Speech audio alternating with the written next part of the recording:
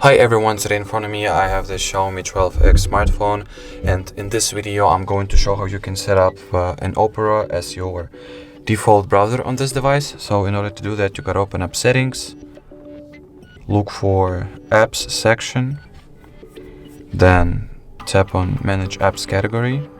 Here on the top right corner of your screen, tap on the three dots, default apps, and in the browser section, just tap on it and choose the Opera as your default browser. And now, as you can see, the default browser for this device is Opera. So there is also the second way of doing so. You just gotta open up the Opera browser itself, tap on the icon that stands for your profile, tap on the gear icon which stands for settings, and here you gotta scroll down until you stumble upon the default browser section, click on it. The browser will suggest that you choose it as the default app. Just next, choose Opera and set as default. So that was it for this video.